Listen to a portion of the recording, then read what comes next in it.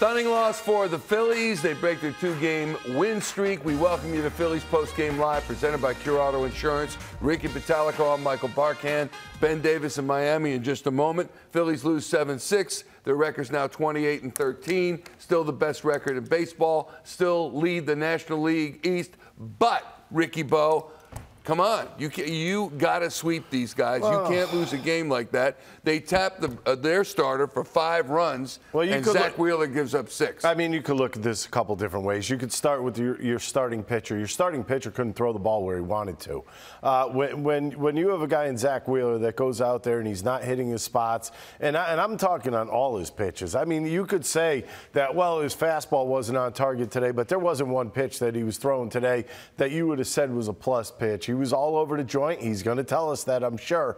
But you know what? Him to give up 6 runs, that's very unexpected. Is that fair to say? Yes. Very unexpected of him to give up those runs. So they get behind early. What do you do after that? Well, you battle back. You battle back as hard as you possibly can and see what happens. They came all the way back. They got it back to 6-6. They had themselves an opportunity in the top of the 10th. They failed in that opportunity, and I mean, and then you have one hit off the pitcher's butt that goes into right field, and the game's over. I mean, I hate this ghost runner thing. I think it's the biggest joke in baseball. I'm with you on that. And the Phillies were the recipient of the loss, but that was just a funky way to lose with the ball caroms off the mound.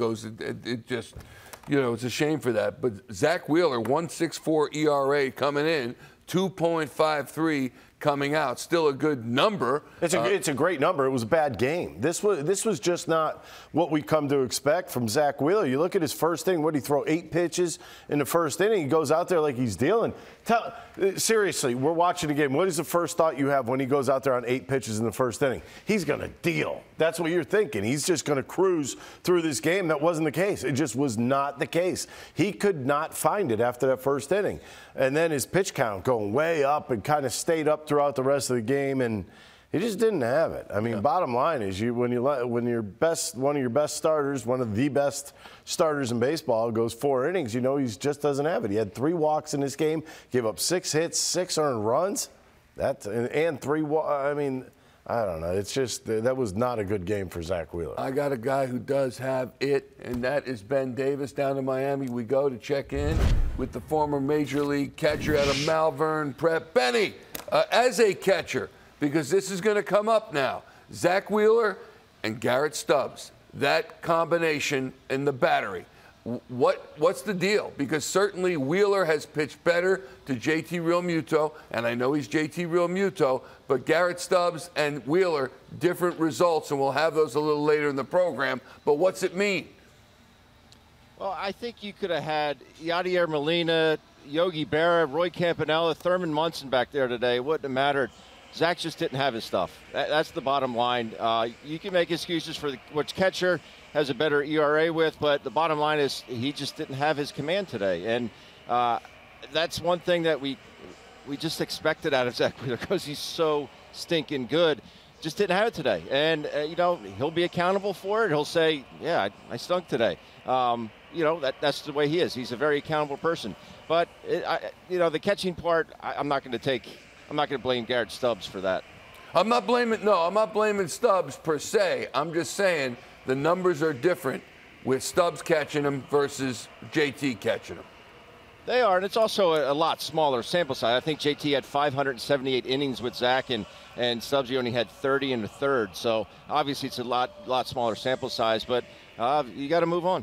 You got to still won the series, you move on. In all honesty, Ben, the good news, the bullpen hasn't really been pressed into action a lot lately, but they did get pressed into that today and came up with, 5 scoreless innings to start with, and really, I guess, it ended up being 5 scoreless without the fake run. But what did you think of the job the bullpen did in this game?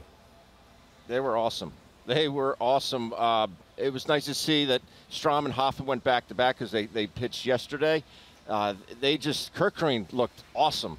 He looked very, very good. Alvarado looked good.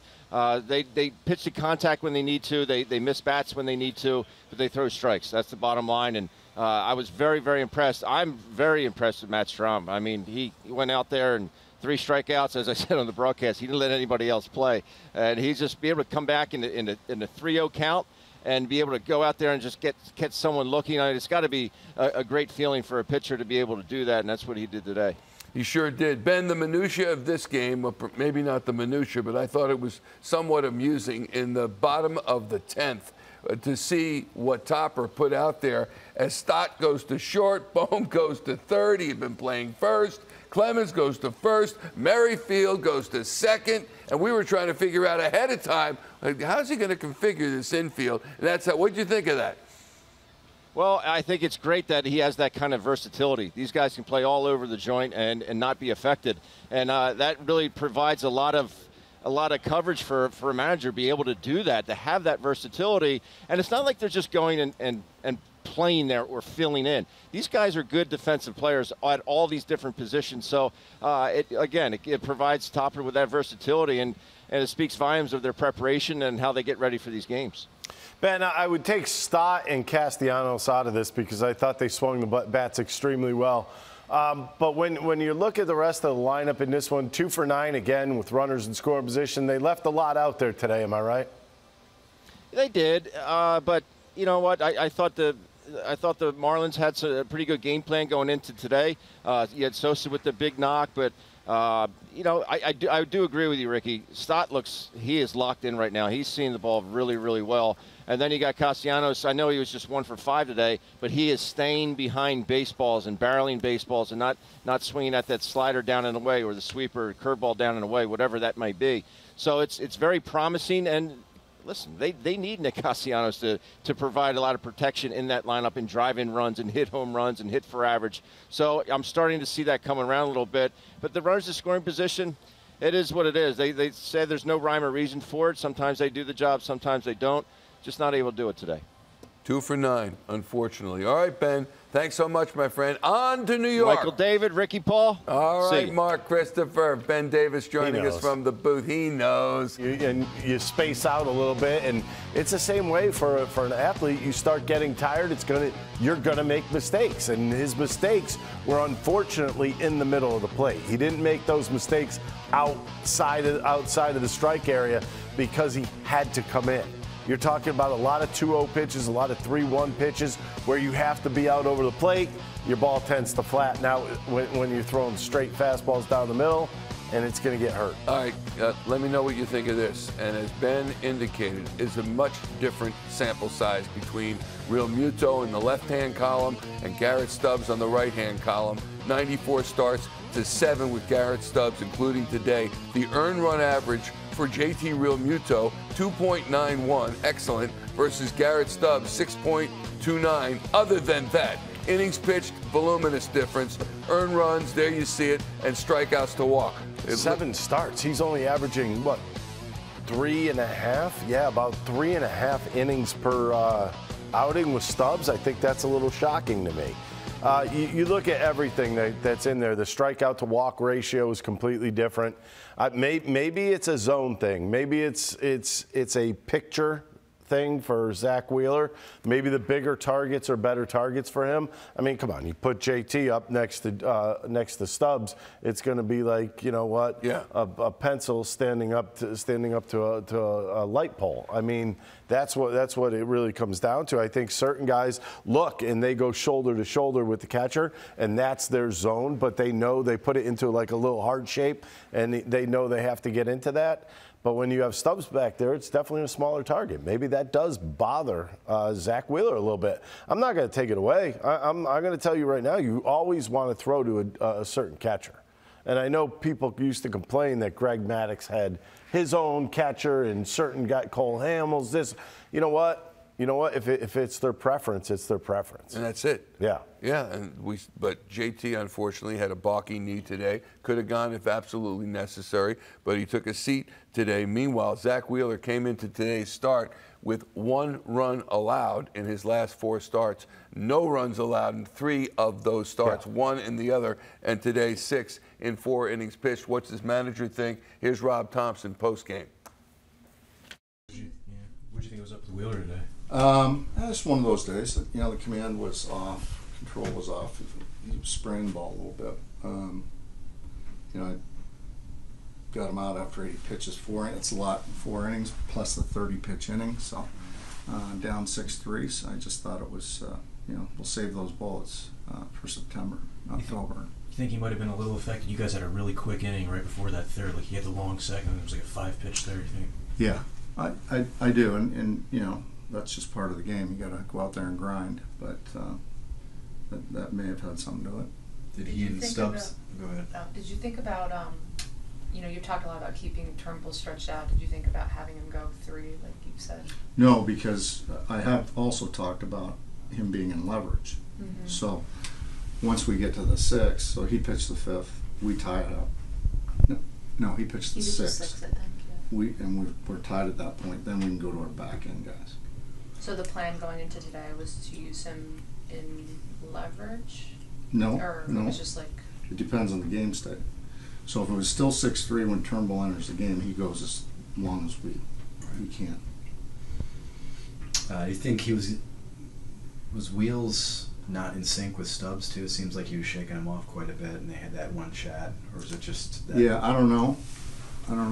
Maybe a little bit. He's so used to JT, it could have something to do with it. But I didn't ask that question. And then Sosa, that double play ball in the third, is that Get caught? Yeah, okay? yeah. That should be a ball that we turn. Right. He also made a couple of fantastic Yeah, he did. He plays. did. He really did. He made a couple of really good plays. We did turn one double play, but I was really happy with the club how we came back. That's who they are. They fight.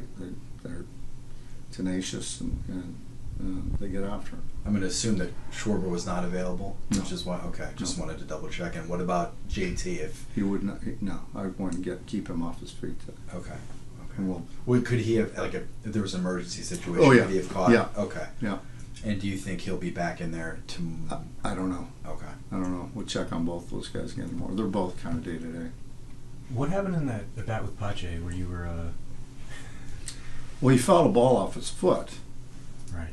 And so I was not looking. All of a sudden, he calls him for, the time clock. He calls him out on. Well, if you foul a ball off your foot, the umpire really should say, "Hey, are you okay?" Right? And they'll stop the clock. And then when he says, "Yeah, I'm okay," then they'll start back up. But it never turned off. But nonetheless, it gives the Phillies a loss. Yeah. I don't mind the ghost runner rule as much as I thought I did, now that I'm thinking about it. I still don't like it. Because both teams have a chance to score. Both teams have that opportunity, and it shortens up the games. You're not having 13, 14 inning games. I still think it's advantage home team every time. Mm-hmm. Every time with that. Because if you go in there and if you stop that team, there's no way you shouldn't score that run. Like, going into the bottom half of that 10th inning, what were your thoughts? I thought it was over. See, that's yeah. but I that's also what thought that the with it. Phillies could get a run in the top of the 10th, and then that puts the pressure on Miami for the bottom of the inning. That first hitter of the inning is so important in the extra innings, because if you get a strikeout, it takes a lot of the pressure off. I mean, sometimes you see that run scored without a hit, and that's what really ticks you off if that's going to happen. Zack Wheeler probably ticked off with his performance Sure, he's not happy. today. Here he is post-game in the clubhouse. I feel like the first inning went pretty smoothly, very typical, and then what happened beginning in the second? Well, they're just being really aggressive today. Just wasn't commanding the ball like I wanted to, and they got me. Just had it off day. That third inning was real quick. You had the long second, and it was a real quick half inning. Does that affect you at all when you have that quick up down like that? I mean, I don't want these guys to change from their game plan. But yeah, I mean, when it's a little hot and humid and you really aren't used to it, yeah, I mean, it comes up when you quick, but it's, like I said, I don't want them to change what they're doing, so it's up to me to kind of deal with it and get back out there and throw strikes and get outs. You were shaking off Stubbs a lot in that one inning when you came out and talked to you guys. Did you guys have trouble getting on the same page? I mean, kind of, but I mean, it is what it is. I've thrown to JT all the time, but it's not the end of the world, and we're both on the same page for the most part. Is this different scenarios where I like to do certain things, and he's just not used to it. So this isn't on Stubby at all. It's on me, and I've thrown a lot of balls, but 3 or 4 walks, whatever it was, and so I mean that's just on me. Do you feel like there's a reason for the command or control issues? No, I felt great. Nothing felt out of whack. So I had a hard time trying to fix it just because I didn't feel anything.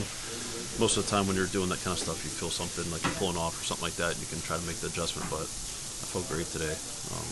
Just barely missing. And then I was watching in here. I was frustrated when I was out there, but I think most of those balls were off, and he wasn't giving anything, which is fine. He was calling strikes, balls. So, just sometimes we aren't used to that, and we get a little frustrated out there, especially when things are going wrong. So, yeah. Like I said, I thought you were throwing out a lot of balls too. Is that just more out of It was like just high seam. No, it was high seams. I don't like the high seams, so okay. anytime I get one with high seams, I'll just toss it.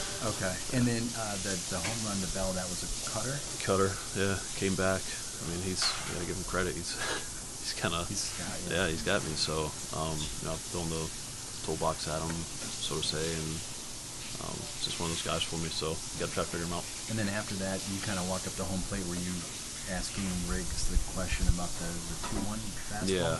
Yeah. I just had a couple of questions for him. So. It seemed pretty calm. I mean, but yeah. We're not trying to fight out there. So, just ask him questions.